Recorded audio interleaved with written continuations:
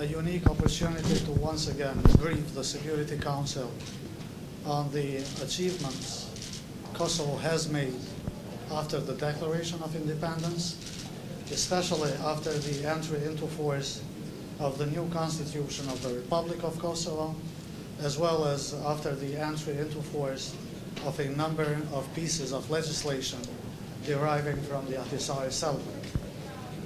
We also took use of this opportunity to express our readiness to engage in direct talks with Belgrade as two independent and sovereign states on a number of issues of mutual interest.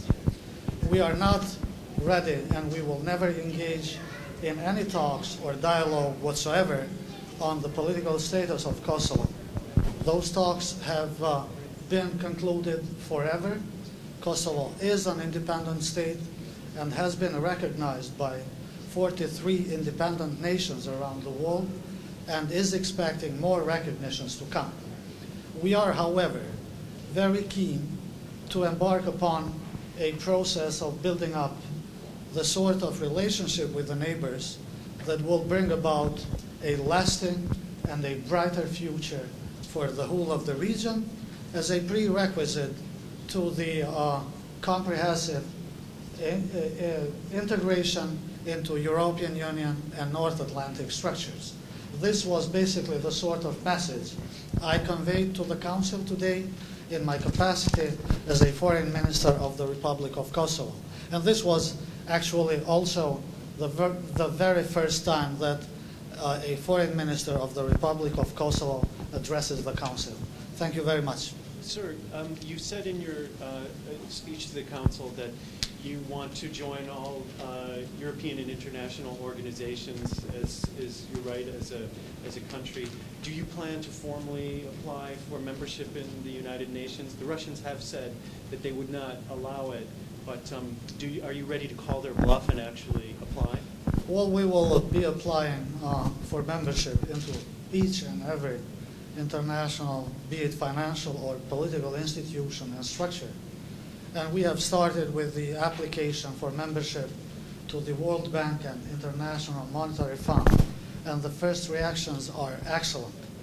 They are sending, very soon, fact-finding missions into Kosovo to talk about our application.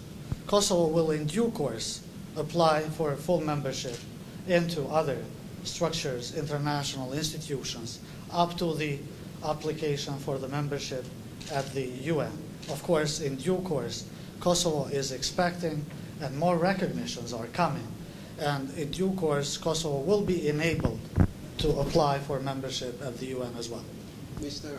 Foreign Minister, when you say more recognitions are coming, well, can you tell us from which part of the world, because mostly all those countries that recognize Kosovo are from the Western Hemisphere, I would say, NATO and UN Security Council and the ones mentioned, from which part of the world they are coming?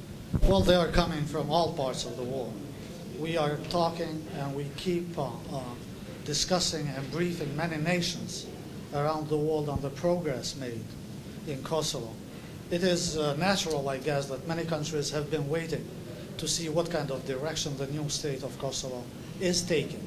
And again, with the entry into force of our new constitution, which is an excellent example of a modern constitution, meeting the highest international standards on the protection of human rights and minority rights, many countries have started considering very seriously recognition. When and how we have to wait and see. It is in the discretion of each and every nation to make when and how it makes a decision or a statement on the recognition. But are your ministry ready to send, or probably already is sending the missions in various countries? For example, 3 of your neighboring countries, starting from Bosnia and Herzegovina, then Macedonia and Montenegro. Although there were some moves in Macedonia and Montenegro, didn't recognize you yet. What you are doing concretely there? Well, we are working with them, and in due course they will recognize us as well. And we have excellent relations with all of our neighbors, with Montenegro, Macedonia, definitely Albania. And we look forward to as good relations as with the others with Serbia in due course. More countries are coming on board, are coming closer, and more recognitions will be seen in due course. Of course, our Constitution provides for a wide range of rights for minorities, and many countries value that because, again, many countries have been waiting to see what kind of course Kosovo is taking in relation to minority rights, in relation to human rights, in relation to its commitment of good neighborly relations. In addition to your question, we have decided to establish the first 10 diplomatic missions, namely embassies of Kosovo throughout the countries that have recognized, but also we are sending all sorts of missions to talk to various countries around the globe on the recognition. Mr. Minister, the donors conference was less than your expectations. They came up with $1.9 billion, whereas you were expecting 2.3 something. What message do you get out of that? No, it was precisely what we expected, because the donor community pledged 1.2 billion euro, which is close to $2 billion, and this for a 2-year period.